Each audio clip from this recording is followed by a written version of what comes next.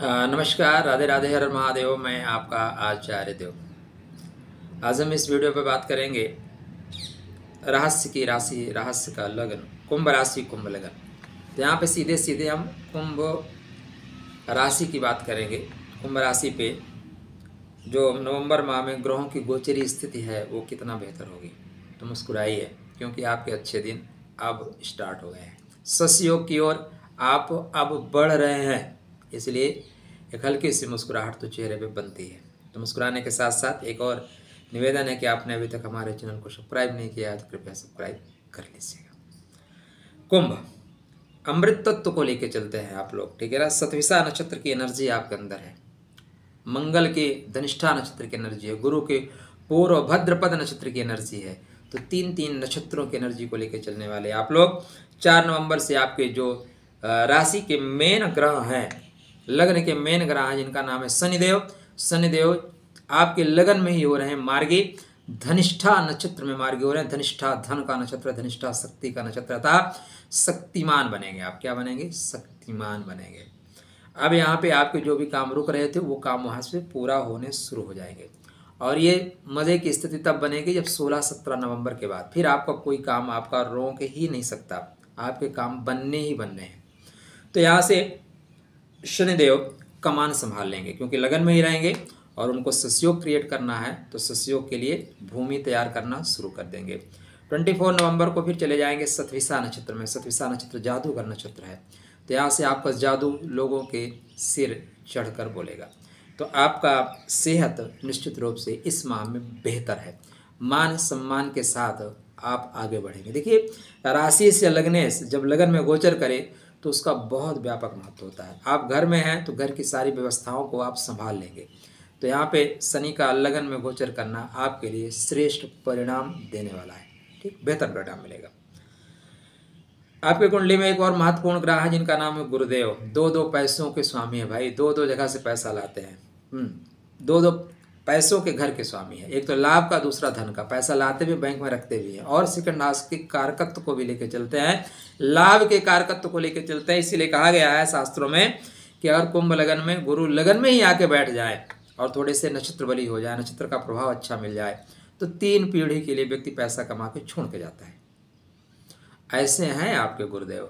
ठीक, तो गुरुदेव अभी आपके गोचर कर रहे हैं पराक्रम के घर में। तो लाभ का स्वामी पराक्रम के घर में, सेल्फ मेड योग में।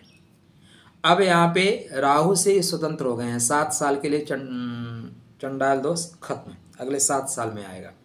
तो 7 साल आनंद के साथ बिताइए ना। जो परेशानियाँ थी वो खत्म हो रही हैं। हालांकि और कुछ परेशानियाँ बची रहेंगी, क्योंकि ज्योतिष एक पॉइंट पे नहीं चलता, ज्योतिष बहुत बृहद है। यहाँ पे गुरु भरणी नक्षत्र में वक्री है। भरणी मतलब इंद्रिय सुख का नक्षत्र। तो इंद्रिय सुख के नक्षत्र में गुरु महाराज वक्री हो रहे हैं। मतलब जो चीज़ें आपको कनेक्ट नहीं हो पाई थी वो कनेक्ट होंगे। नए नए दोस्त मिलेंगे, पुराने दोस्त जो बिछड़ गए थे बहुत दिनों से वो मिलेंगे। किस अवस्था में मिलेंगे बात अलग है, लेकिन मिलेंगे। नए दोस्तों से मुलाकात होगी, पुराने दोस्तों से जान पहचान होगी। तो गुरु का राहु से मुक्त हो जाना आपके जीवन में अवरोधों को खत्म कर देना है। गुरु के साथ साथ आपके कुंडली में मंगल महाराज महत्वपूर्ण भूमिका अदा करते हैं, क्योंकि मंगल आपके पराक्रम से, मंगल आपके कर्म से। कर्म ही तो है, पराक्रम ही तो है जो संसार में आपका परिचय आपसे संसार से करवाता है। तो कर्मा का स्वामी मंगल 16 नवंबर को अपने ही घर में प्रवेश कर रहे हैं, जिसका नाम है वृश्चिक। तो यहाँ से आपके सभी काम बनने शुरू हो जाएंगे। अभी जो काम में अवरोध आ रहे थे, जो काम में रुकावटें आ रही थी, काम मंथर गति से चल रहा था, वो काम आपका स्पीड पकड़ लेगा। यहाँ के बाद आपका काम नहीं रुकेगा, आप किसी को रुकेंगे ही नहीं, ऐसा मान लीजिए। तो सूर्य नारायण भी यहीं पे आएंगे। सूर्य नारायण 17 तारीख को, मंगल महाराज 16 तारीख को। तो सेनापति आगे आगे, राजा एकदम पीछे पीछे। बोलता है ठीक है, क्योंकि राजा आ रहा है तो सेनापति का पीछे पीछे आगे पहुँचना ठीक रहेगा ना, थोड़ी व्यवस्था करके रखेंगे। तो मंगल और सूर्य नारायण की यहाँ पे उपस्थिति कर्म क्षेत्र का भी विस्तार, दाम्पत्य जीवन में आ रही परेशानियों को दूर करेंगे, व्यापार में प्रगति करेंगे। तो आप अगर इस बीच नौकरी के लिए काफ़ी दिन से थे परेशान, तो यह जो समय है यहाँ से लेके पूरा दिसंबर तक कर्म क्षेत्र में आपको डेफिनेटली लाभ मिलेगा। नोट कर लीजिए। हाँ, अब चूंकि 60 करोड़ लोगों के साथ एक जैसा घटना तो नहीं हो सकती ना, लेकिन फिर भी अधिकांश लोगों को लाभ मिलेगा।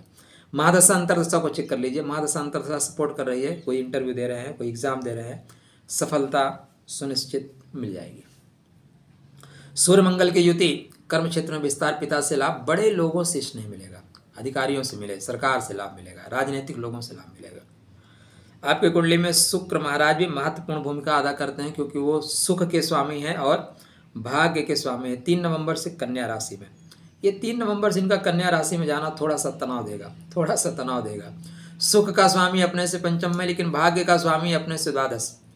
तो यहाँ पे जब ये हस्त नक्षत्र में जाएंगे तब परेशानी आएगी और 3 नक्षत्रों में आराम देंगे। फिर भी आपको अपने कर्म पथ पर या कर्म पे विश्वास करना चाहिए। यहाँ पे बैठे बैठाए चीज़ें नहीं मिलेंगी, क्योंकि भाग्य का स्वामी धीरे से डाउन हो रहा है अष्टम भाव में। गुप्त तरीके से काम करिए, गुप्त लोगों को पकड़िए, वो आपका काम बना देंगे। और फिर मैं कहता हूँ, चूँकि मंगल आपके कर्म भाव में है, कर्म ही है जो आपके भाग्य में आ रहे अवरोधों को काट देगा। इस चीज़ को ध्यान में रखिएगा।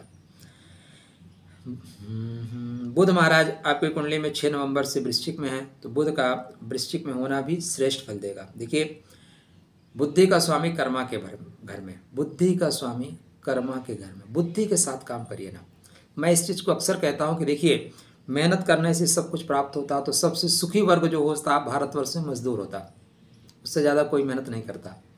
लेकिन वो सुबह से शाम तक मेहनत करता है, 500 रुपये 1000 कमाता है, हैंड टू माउथ ही है बेचारा, रिक्शा चलाने वाले, मजदूरी करने वाले।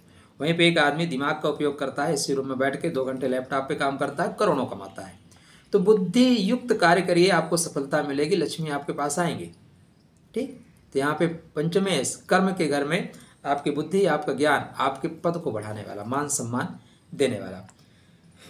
राहु महाराज मीन में, थोड़ी सी इस समय आपकी फ्रेंड सर्किल ऐसे लोगों से बढ़ेगी जो शेयर मार्केट में अच्छा कर रहे हैं। वो आपको शेयर मार्केट में ले जाने के लिए कृत संकल्प है, आप शेयर मार्केट में अच्छा करेंगे भी। जब तक ये रेवती में है, रेवती को धनदायक नक्षत्र कहते हैं, धन देने की स्थिति बन रही है। अष्टम भाव में केतु है, केतु कहते हैं अगर स्थिर रहोगे तो गुप्त धन दे देंगे।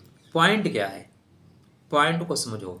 केतु कह रहे हैं अगर स्थिर रहोगे तो आपको हम धन देंगे। मतलब अगर आप शेयर मार्केट में जाते हैं तो सीधा सा आपका ग्रह क्या बोल रहा है, स्थिर रहो, मतलब चंचल मत बनो। कोई भी शेयर ले रहे हो तो एक दिन के लिए मत लो, लंबे समय के लिए ले लो, फायदा होगा। फिर भी इसमें मैं जाने की आपको सलाह नहीं दूंगा, क्योंकि आपके बर्थ चार्ट में और प्लेनेट भी इंपॉर्टेंट है।